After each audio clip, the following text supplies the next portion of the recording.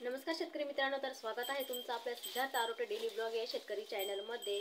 तर सरासरी 2022 ते 2023 आणि सध्या चालू आहे 24। तर 24चा जो काही पीक विमा आहे तो अजून वाटपाला सुरुवात झालेली नाही, परंतु 22 आणि 23चा जो काही पीक विमा आहे तर त्याच्यामध्ये पहिला टप्पा आणि दुसरा टप्पा तर याच्यामध्ये मोठ्या प्रमाणावरती पीक विम्याचं वितरण झालेलं आहे। परंतु अद्यापही काही जिल्हे या पीक विम्यापासून वंचित आहेत किंवा काही शेतकरी या पीक विम्यापासून वंचित आहेत। तर कोणते जिल्हे पीक विम्यापासून वंचित आहे आणि कोणत्या जिल्ह्यांना सरासरी पीक विमा मिळणार आहे, तर खरीप पीक विमा संदर्भातले महत्त्वाचं असं अपडेट आहे। तर चॅनलवर जर तुम्ही नवीन असाल तर असे शेतीविषयक नवनवीन व्हिडिओ बघण्यासाठी चॅनलला सबस्क्राईब करा, व्हिडिओ कुठे स्किप करू नका, जेणेकरून जे शेतकरी पीक विम्यापासून वंचित आहे त्या शेतकऱ्यांना सुद्धा महत्त्वपूर्ण असा व्हिडिओ आहे आणि त्या शेतकऱ्यांना सुद्धा घर बसल्या तुमची माहिती कळणार आहे। तर शेतकरी मित्रांनो, प्रधानमंत्री खरीप पीक विमा योजनेअंतर्गत राज्यातील 24 जिल्ह्यांमध्ये सुमारे 45 लाख शेतकऱ्यांना 2055 कोटी रुपयाची 25% अग्रिमची जी काही नुकसान भरपाई देण्यात आलेली आहे, तर ही रक्कम दिवाळीपूर्वी देण्याचे आदेश देखील देण्यात आलेले होते। परंतु आता पीक विमा कंपनीने केवळ 1036 कोटी रुपये शेतकऱ्यांना दिलेले आहेत।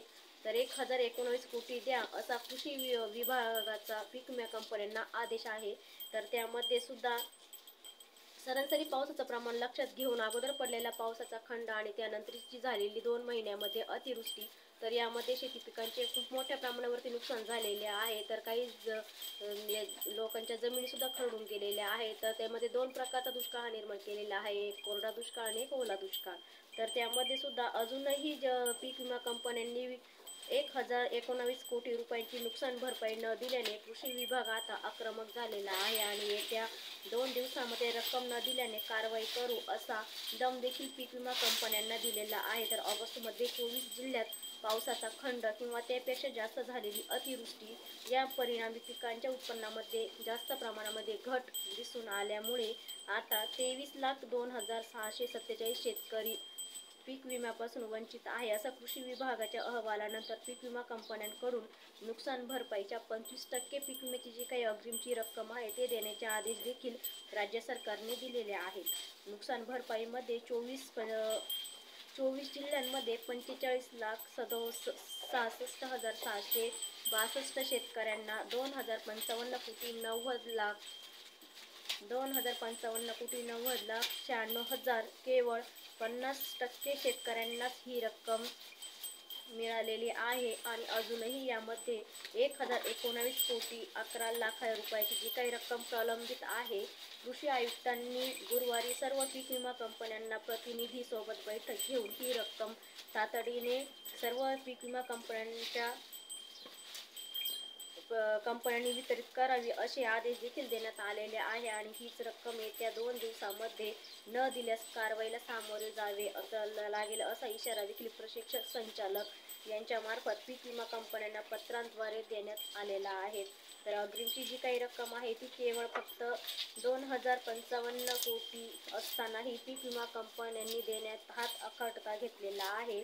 तर अजूनही हिंगोली, सातारा, सोलापूर, जळगाव असेल, त्याचबरोबर अहमदनगर असेल, नाशिक असेल, त्याचबरोबर पुढचा जो जिल्हा आहे तो म्हणजे चंद्रपूर, तर या 6 जिल्ह्यातील काही पीक विमा संदर्भामध्ये जे पीक विमा कंपनीचे आक्षेप घेतलेले आहे, तर त्यांनी सुद्धा जो काही पीक विमा आहे त्या तेथील जिल्ह्यातील शेतकऱ्याचा तो सुद्धा अद्यापही प्रलंबितच आहे। तर शेतकरी मित्रांनो, अजूनही पीक विमा काही जिल्ह्यांमध्ये वाटप झालेला आहे, तर काही जिल्ह्यांमध्ये 1 रुपया सुद्धा पीक विमा वाटप झालेला नाही। तर सरासरी ज्या जिल्ह्यामध्ये झालेला आहे त्या जिल्ह्यामध्ये सुद्धा 25 ते 75%च पीक विमा वाटप झालेला आहे। परंतु अजूनही असे बहुतेक जिल्हे आहेत की ते जिल्हे अजूनही पीक विम्याच्या प्रतीक्षेमध्येच आहे। तर त्यामध्ये मी तुम्हाला सांगितलं होतं की 6 जिल्हे त्याच्या पीक विमा प्रतीक्षेमध्येच आहे। तर त्यामध्ये हिंगोली असेल, सातारा, सोलापूर, जळगाव, नगर, नाशिक आणि चंद्रपूर तर हे जे 6 जिल्हे आहे या 6 जिल्ह्यांना अद्याप एकही रुपया पीक विमा हा मिळालेला नाही। तर शेतकरी मित्रांनो, कंपन्यांनी हात आखडता घेतल्यामुळे हा पीक विमा लेट होण्याचं कारण झालेलं आहे। परंतु आता हळूहळू सर्व शेतकऱ्यांच्या खात्यावरती सरकार बदलल्यामुळं आता सरकारने तातडीचे निर्णय घेतलेले आहे आणि जो काही तुमचा रखडलेला पीक विमा आहे तो सर्व शेतकऱ्यांच्या खात्यावरती हळूहळू का होईना जमा होण्यास सुरुवात झालेली आहे. तर तो येत्या 1 ते 2 दिवसामध्ये सर्व शेतकऱ्यांच्या खात्यावरती हा पीक विमा जमा केला जाणार आहे. तर शेतकरी मित्रांनो, ही होती 6 जिल्ह्यातील महत्त्वाचा असा अपडेट. व्हिडिओ आवडला तर नक्कीच लाईक शेअर करा. नवीन असेल तर चॅनलला सबस्क्राईब करा.